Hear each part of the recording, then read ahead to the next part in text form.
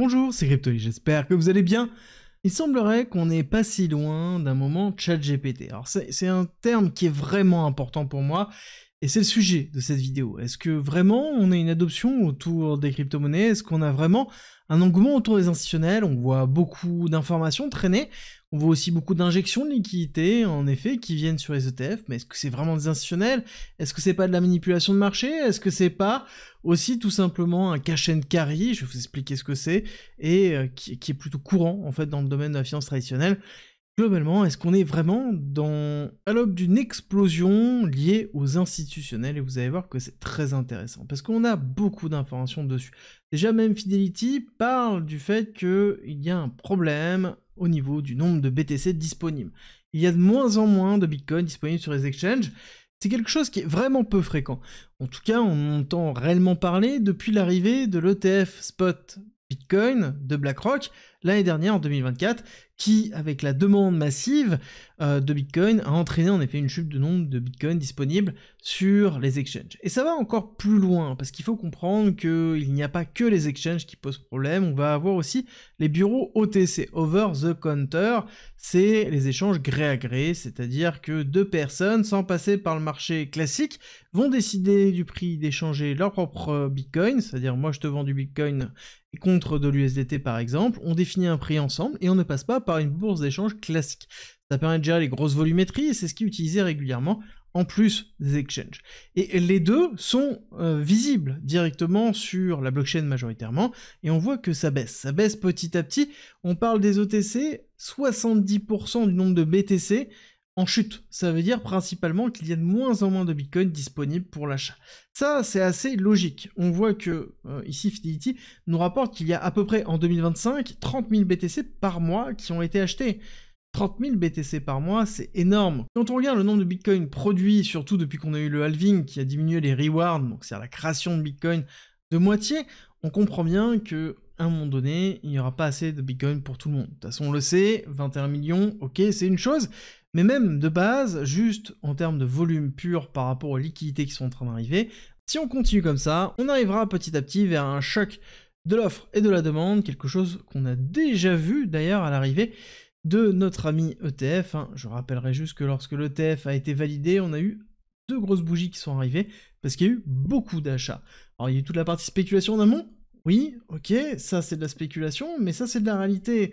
Et à un moment donné, quand on continue à acheter et accumuler du Bitcoin sur les différents ETF, et qu'on a en plus d'autres acteurs qui sont en train de se mettre en place, là on va parler ici de 21 qui regroupe Tether, SoftBank, Bitfinex, Cantor, bref, on a ici une société qui a pour but d'accumuler du Bitcoin, ils en ont 42 000, et ils veulent continuer à en accumuler par tous les moyens possibles.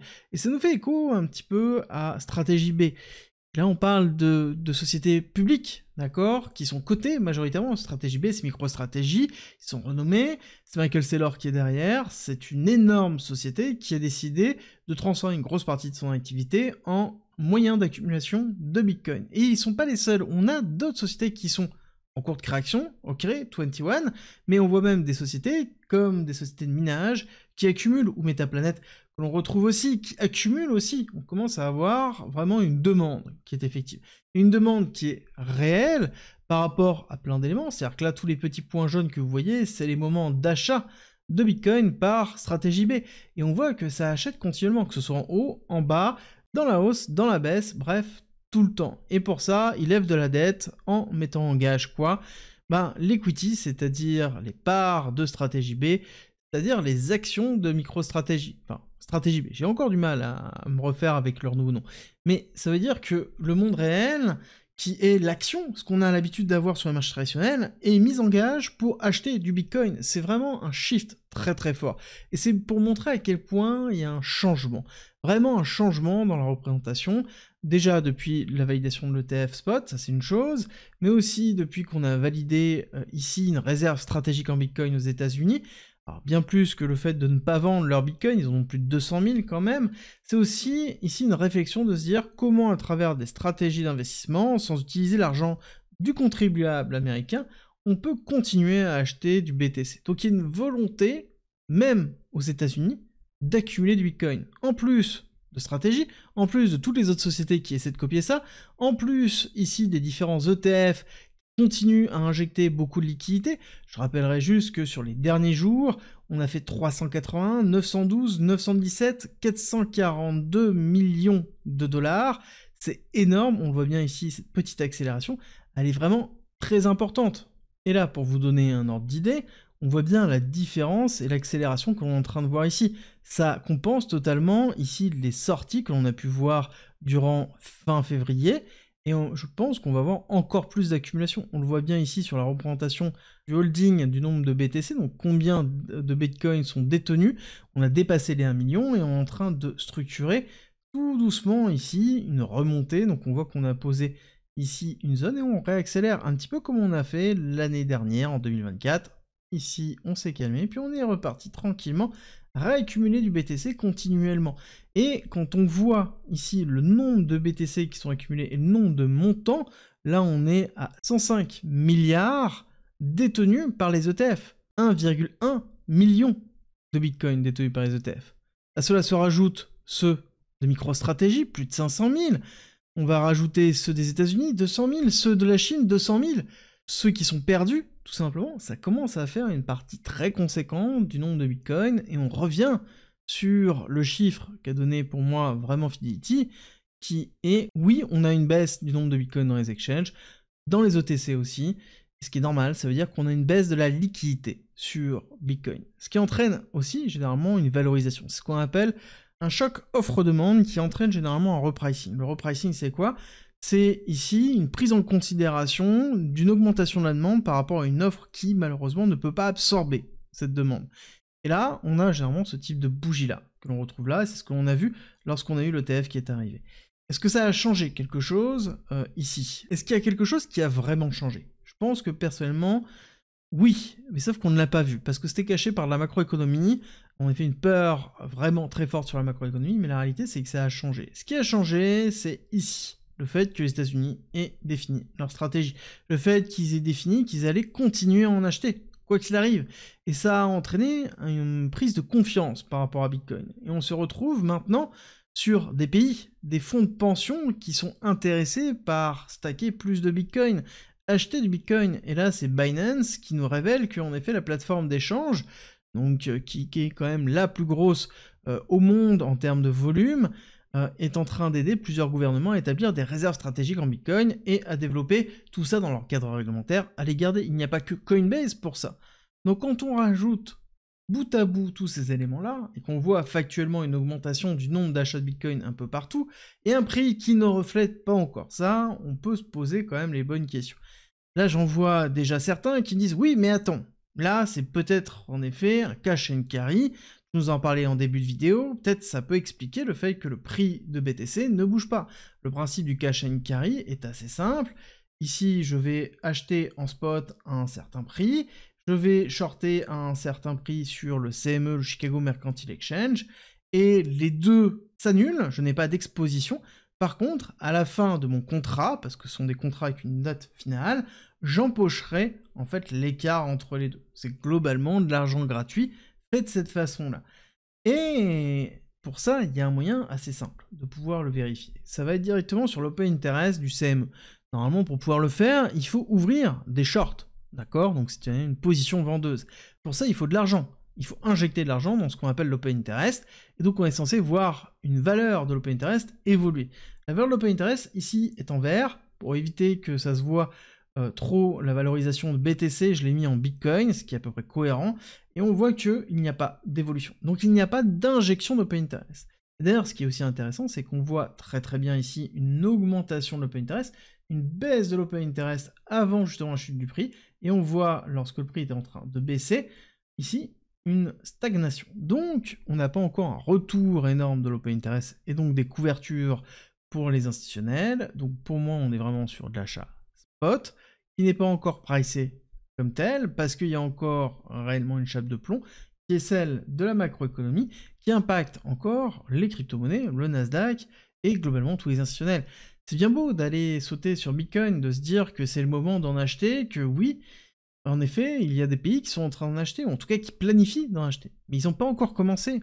Les seuls qui achètent actuellement sont vous, nous, Stratégie B, donc MicroStrategy, donc les sociétés qui divulguent, et on va avoir ici les ETF. Et dans ces ETF, c'est pas monsieur et madame Michu, il y en a quelques-uns, mais le volume que l'on retrouve ici, ce n'est pas ça, ce sont des family office, qui sont des semi-gros institutionnels, plutôt grosses baleines, qui gèrent des fonds pour, ici, des personnes très très aisées. On est vraiment dans une caractérisation d'une tranche très particulière d'investisseurs qu'il faut prendre en considération. Donc oui, pour moi, nous sommes actuellement toujours dans des achats d'institutionnels et qui correspond exactement à ce que l'on a pu voir. On a assez peu de retail qui sont présents sur le coup en ce moment et ça se voit beaucoup au niveau des chiffres, que ce soit sur Twitter, que ce soit sur YouTube, que ce soit dans les volumes de recherche. Le retail en lui-même a plus peur de Bitcoin et des crypto-monnaies que l'institutionnel. L'institutionnel est en train d'en accumuler et à un moment donné, on aura certainement un gros retour de retail. Et c'est ça qui est impressionnant, c'est ça qui est aussi dérangeant entre les deux. Et c'est peut-être ce qui explique cette différenciation très forte que l'on a entre les autres crypto-monnaies, donc c'est-à-dire les altcoins, qui ont été en souffrance depuis 2024, en tout cas pas tous, mais une grosse partie, surtout en 2025, sur ce début de 2025, alors que BTC tient, et tient très très bien.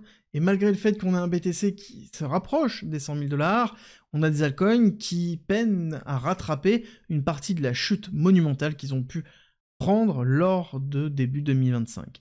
Et on a cette dichotomie parce que les altcoins sont ici des produits qui sont beaucoup plus retail, alors qu'on va retrouver BTC qui est un produit qui va être beaucoup plus institutionnel. Le retail rêve de faire des gros multiples, veut faire des énormes multiples, rêve de richesse, devenir millionnaire avec quelques centaines d'euros, quelques milliers d'euros, alors que l'institutionnel, lui, veut une couverture, veut quelque chose qui tienne sur le long terme, veut de la valorisation progressive, et ne veut pas forcément avoir de l'hypervolatilité à la hausse ou à la baisse. C'est pour ça que Bitcoin s'inclut totalement dedans, c'est pour ça, pour moi, que l'on voit petit à petit, si on lisse et qu'on retire ici les écarts entre les moments où on va avoir des sorties de capitaux et des montées de capitaux et qu'on dézoome vraiment avec ce graphique-là, par exemple, on voit bien que c'est une progression qui est quasiment linéaire. Ah oui, il y a des hausses et des baisses, mais la réalité, c'est qu'on est passé de 600 000 BTC en 2024, en janvier 2024, à quasiment en janvier 2025, on va faire le calcul tout de suite, tac, 1 147 000. On a quasiment doublé, un petit peu moins, de doubler le nombre de Bitcoin détenus dans les ETF, et juste dans les ETF. Je ne parlerai pas ici de sociétés privées, comme MicroStrategy ou encore d'autres. On est vraiment dans l'accumulation à travers les ETF de Bitcoin. Et ça, seulement en un an. Maintenant, prolonger ça et dézoomer sur 2 ans, 3 ans, 4 ans, 5 ans. Imaginez 200 000, 300 000, 400 000, 500 000 BTC tous les ans qui sont loqués dans les ETF, qui sont loqués dans les différentes sociétés, qui sont loqués dans les différents gouvernements. Combien va-t-il rester de Bitcoin à un moment donné disponible en circulation? Oui, il y en a 21 millions, mais il n'y en aura pas 21 millions demain, il y en aura 21 millions à la fin, et encore, là-dessus il faut retirer ceux qui ont été perdus, ceux qui ne sont pas disponibles tout court, par exemple ceux de Satoshi. Bref, tout ça nous amène sur beaucoup moins de Bitcoin et qu'il y en aura certainement de moins en moins.